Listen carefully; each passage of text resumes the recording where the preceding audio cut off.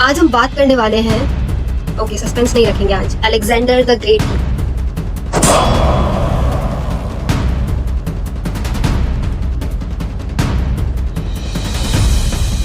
महज 20 साल का एक लड़का जिसने 20 साल की छोटी उम्र में, सोचकर देखो जिस उम्र में हम ये डिसाइड नहीं कर पाते कि हमें अभी करना क्या है लाइफ में, उनके कदमों के नीचे इस वक्त 20 से भी ज्यादा देश।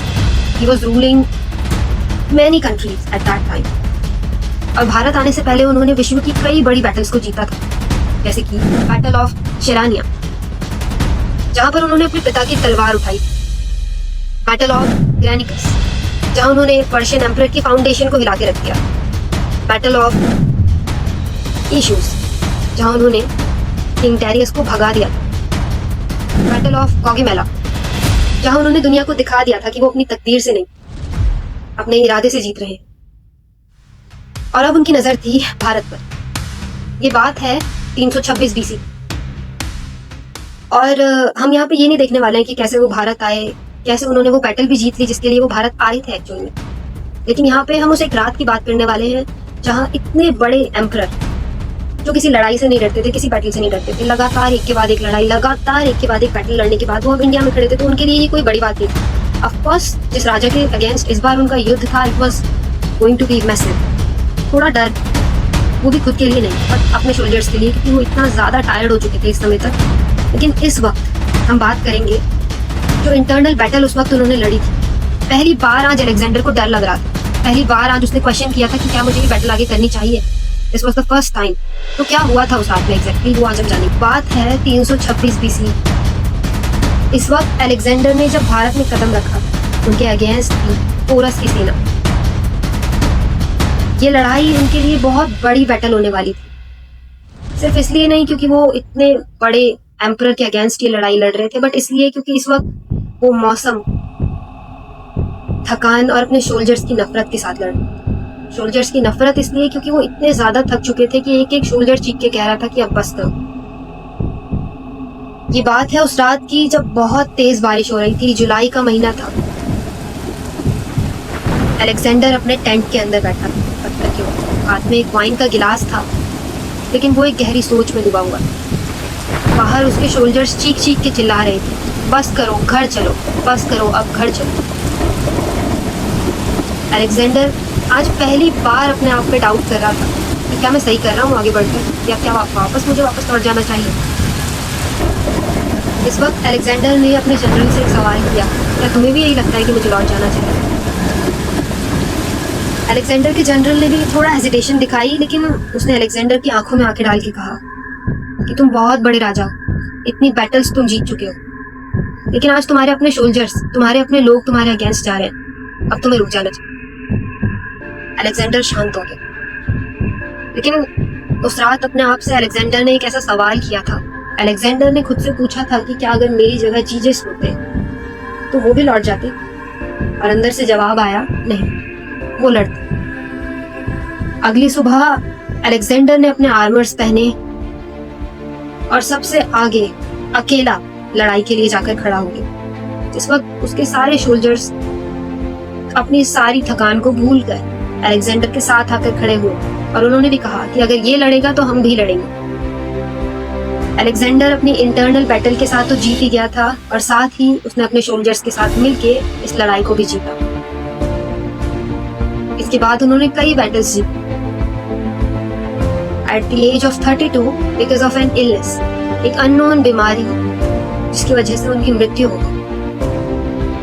यहाँ अलेक्जेंडर के कैरेक्टर से हम बहुत चीजें सीख सकते हैं। अलेक्जेंडर की ताकत उसकी तलवार में नहीं, उसकी असली पावर उसका साइकोलॉजिकल कंट्रोल था। उस रात उसने अपने सोल्जर्स पर भरोसा ना करके ईगो शो नहीं किया, बट एक्चुअल में ये उसका न्यूरो साइकोलॉजिकल वॉरियर माइंडसेट, जिसकी वजह से वो अपने सोल्जर्स का भरोसा भी जीत पाया और वो बैटल की। अलेक्जेंडर का दिमाग चैलेंजेस के लिए एडिक्टेड था। अलेक्जेंडर की ताकत उसकी तलवार में नहीं थी, उसकी असली पावर उसकी साइकोलॉजिकल कंट्रोल में थी। उस रात जब उसके सारे सोल्जर्स उसके अगेंस्ट खड़े थे, उस वक्त उसे संभाले रखा उसके न्यूरो साइकोलॉजिकल वॉरियर माइंडसेट ने, जिसे हम भी आसानी से अचीव कर सकते हैं अगर हम इन साइकोलॉजिकल टेक्निक्स को समझ लें। Number 1, dopamine driven obsession, the neuroscience of achievement. Alexander का दिमाग चैलेंजेस के लिए एडिक्टेड था, वो भी रेस्टलेस तरीके से नहीं बट साइंटिफिकली। हर जीत के बाद उसके ब्रेन को एक डोपामीन का किक मिलता था, फिर वो साइकिल रिपीट होती थी, चैलेंजेस, विंस, रिवॉर्ड्स और फिर से एक नया चैलेंज। इसको कहते हैं रिवॉर्ड प्रेडिक्शन एरर।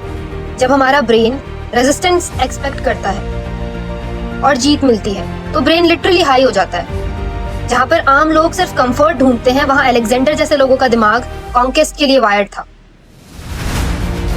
जहां पर हम अपने दिमाग को कुछ इस तरीके से ट्रेन कर सकते हैं जहां पे कोई भी तकलीफ, कोई भी पेन को हम अपनी ग्रोथ के साथ रिलेट करते हैं, यानी कि उसको अपनी ग्रोथ का एक सिग्नल मान लेते हैं। इस तरीके से तुम्हारा जो दिमाग है वो कंफर्ट सीकिंग से चैलेंज सीकिंग की तरफ कन्वर्ट हो जाता है। Second, mental rehearsal and identity imprinting. Alexander ने एक टेक्निक यूज की थी जिसे कहते हैं सेल्फ माइथोलॉजाइजिंग। उसने खुद को हरक्यूलिस और जीसस के वंशज का माना था। जब तुम्हारी आइडेंटिटी तुम्हारे डर से बड़ी हो जाती है तो तुम्हारे पास डिसीजन लेने का एक सपोर्ट सिस्टम क्रिएट हो जाता है और डिसीजन मेकिंग पावर बदलने लगती है एक तरीके से और स्ट्रांग बनती है।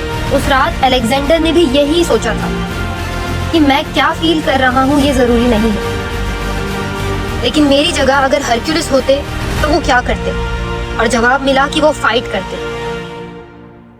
जहां पे हम ये सीखते हैं कि अपनी आइडेंटिटी को इतना बड़ा बनाओ कि उसके सामने कोई भी एक्सक्यूज छोटा लगने लगे।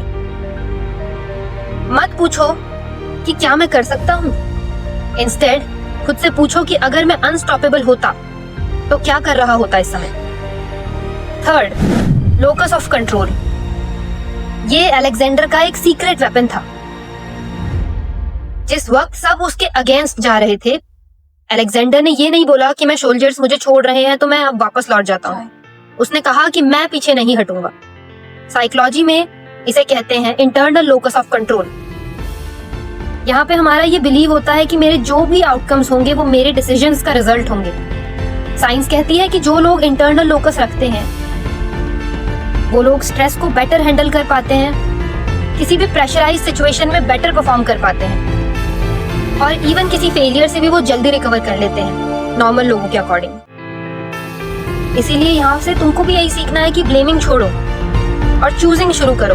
अपने डिसीजंस का खुद के ऊपर ब्लेम डालो। Whatever you are doing, you are responsible for that. हर दिन या तो तुम ड्रीम के पास जा रहे हो या अपने एक्सक्यूजेस के, डिसाइड तुमको करना है। Number 4, psychological momentum, the invisible force. जिस वक्त उसके सोल्जर्स ने उसे बैटलफील्ड में अकेला खड़ा देखा था, उस वक्त कुछ शिफ्ट हुआ था। सेल्फ इंस्पिरेशन नहीं, मोमेंटम शिफ्ट हुआ था। साइकोलॉजी में इसे कहते हैं इमोशनल कंटेजियन, जहां पर लोग अपने लीडर की इमोशन स्टेट को अब्सॉर्ब कर लेते हैं। जैसे कि फेयर स्प्रेड होता है वैसे ही करेज भी स्प्रेड होता है, और अलेक्जेंडर का जो करेज था वो कंटेजियस था। तुम्हारा माइंडसेट सिर्फ तुम्हें अफेक्ट नहीं करता, ये तुम्हारे आसपास के लोगों के इमोशनल टोन को भी सेट करता है। तुम्हारे परिवार, दोस्त ग्रुप और तुम्हारी टीम, इसका इफेक्ट तुम्हें हर किसी पर दिखाई देगा। अलेक्जेंडर ने जीत इसीलिए नहीं पाई थी क्योंकि वो पैदा ही पावरफुल हुआ था। उसने जीत इसीलिए पाई थी क्योंकि उसका माइंड कभी ऑर्डिनरी होने के लिए रेडी ही नहीं था। और इसमें बेस्ट पार्ट ये है कि ऐसा माइंड तुम भी बिल्ड कर सकते हो आज से और इसी मोमेंट से। अगर कहानी पसंद आई हो और तुम्हें कुछ सीखने मिला हो तो like, share and subscribe. Thank you for watching. Love you all.